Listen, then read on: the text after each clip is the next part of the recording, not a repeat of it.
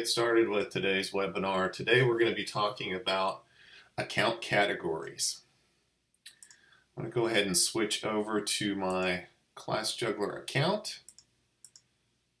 And I've got my own demo account here. And the first thing we're going to do is talk about setting up account categories and how they're used. At a high level, think of account categories as labels, and what they act as are ways of helping identify transactions in your ClassJuggler account that you assign to customers with additional information so that later on you can come back and do even more detailed reporting and create relationships and groups amongst those transactions that you might not be able to do normally with just the standard charge accounts. So the first thing we're going to do is go over to our Preferences main menu. And we're going to pop over to the, I'm going to just shrink this up a little bit, to the Charge Account Categories Preferences screen. And I've created just a very simple group of charge account categories that in this case represent two locations, and under each location, so you'll see a Fountain Inn location and a Malden location, I've got some sub account categories. We're going to be working with a Fountain Inn location as our example, and underneath there I've got a merchandise account category. Then I've got a tuition account category, which is then further broken down into two additional account categories, one for dance type programs and one for gymnastic type programs. In account categories, you can actually have up to 4 levels deep of account categories, which creates really nice reporting hierarchies. So if you think about it from a standpoint of generating transactions, I can actually assign, let's say, this gymnastics account category to either charge accounts or directly to a class or an event so that any transactions generated for tuition on that class are then labeled or tagged with this gymnastics or dance account category. And later on then I can not only just report on tuition, I can see a breakdown of how that tuition actually was recorded. To work with your account categories, it's pretty easy. All you need to do is click on the Add New button. That's going to bring up a little window which will allow us to either create a new high-level account category or using one of the existing ones as a starting point. For example, if I chose dance, I could create a subcategory underneath dance, and let's maybe just call it drop-in classes. So when I save that, you'll see now our account category table has changed and we have a new entry underneath the dance account category, which also falls under tuition, which falls under the top level Fountain Inn category. So I can also, when I'm running reports, I can run it at any level. So I could say, show me all the tuition charges for my drop-in classes, or show me all the tuition charges just for dance, or at a higher level, tuition, which will then break that down into dance, drop-in classes, and gymnastics. Or I could go all the way to the top level and say, show me all my transactions at Fountain Inn, which will then show that report with subtotals at merchandise, tuition, dance, drop-in classes, and gymnastics, all at those different levels. So you can really see a nice breakdown of your business. Let's see how these are then used. So we've built this table, but alone, this table doesn't do anything. It just provides us with the organization of these account categories. The first place we're going to take a look at how to use these account categories is under another preference screen called Charge and Tax Accounts. And that's just on our menu on the left, right underneath Charge Account Categories. So this is where we can create all of the kind of final charge accounts where transactions occur. As you know, ClassJuggler has a number of built-in charge accounts. Registration, tuition, late fees, and events down here at the bottom. And all of those are built in and generally represent the majority of your transactions. I've created a couple merchandise items, which I've then classified using my account categories. And they're on rows 6 and 7, display order 51 and 52. I just made a girls and a boys gym bag merchandise item. They're both the same price, they're both taxable. And you'll see in the account category column, I've assigned these to the Fountain Inn merchandise account category. And when you click on that drop down, it does show you the hierarchy so you can kind of see where those transactions will fall in a reporting standpoint. You can still always report at the account category, in this case, girls gym bag, but I can also, a charge account. I can also report at the account category level, merchandise in this case. The other place that I've assigned some of those test account categories is under some of my classes. I'm going to go ahead and click on my classes main menu to bring up my list of classes. I've got a gymnastics class called Acro class, and in here, if we click into it, now we're on class maintenance, you'll see over on the right side, I've assigned that to an account category called gymnastics. Again, if I click on that drop down, you'll see how it brings up that hierarchy that we set up under preferences, and I've selected the one that's appropriate to the tuition charges for this class. So not only will charges for this class be categorized under the charge account tuition, they'll also have a higher level label under gymnastics as an account category. So you're basically labeling this to make it more meaningful in the future. I'm going to go back to my class listing. Let's just click on list classes here in the menu. And let's take a look at a ballet prep class for my dance classes that I also set up a charge account category for. Again, I'll click over on the right side, and you'll see in this case, this particular class has a label of dance as an account category. So even though, again, it's the same type of charge, tuition, it's labeled with an additional identifier in my account category so that I can also classify it as a dance tuition. So where this really becomes powerful is after I've generated some activity on this. So let's go in and actually, I'm going to just enroll someone in this class. I'm going to just pick someone randomly from my database. Let's go into our T's.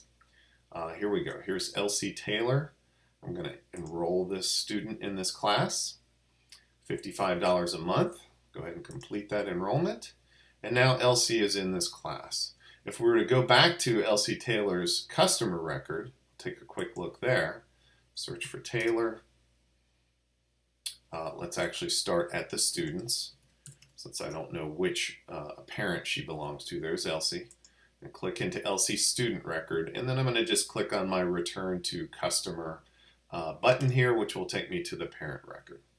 And now I'm going to go look at their customer transactions where we have all of their account activity. And sure enough, there's that charge for that class. Now, one thing you can also use is if you click into that transaction, you'll see in the upper left of this transaction box, it tells us the charge account that's associated with tuition, but you also see the little green dog ear in the corner of tuition. Now, if I hover over it, it also tells me the account category that that tuition charge was assigned. So I get all the information right there just by looking at this particular charge record. So let's say we've generated a number of charges throughout our month of June for tuition, merchandise, and things that are appropriate for kind of looking at this charge account category. Let's go into our reports, and we're going to actually look at one of our billing reports, the company billing report, which is down under your financial reports section. And this is a really great overall report for seeing what you're billing out in merchandise and services to your customers. I'm going to leave the report type as all charges. We could always narrow it down to some of the built-in categories inside ClassJuggler. Built-in charge accounts inside ClassJuggler, but we're going to just leave it at all charges because we really want to see a breakdown at a high level. I'm going to leave the customer category as all instructors, so I'm not going to really filter by anything other than the account category I want. So kind of looking at it at its smallest level, I could come down here and say, let's take a look at all of the charges that I've generated in the month of June. So we've got June 1st through the 30th here. And I'm going to group and order this by account category. You want to make sure you check that box when you select an account category. And what this is going to do is say, find any transactions that are charges out there that also have the label dance. So I'm going to go ahead and just run this report. And here we get our Adobe Acrobat Reader pops up. And sure enough, we've got two charges out there that are tuition charges that also had the account category dance on them. So we get a nice subtotal here, as well as our grand total at the bottom, which in this case is the same because we're just reporting at one level. Now let's go back and rerun that report and take it up a level.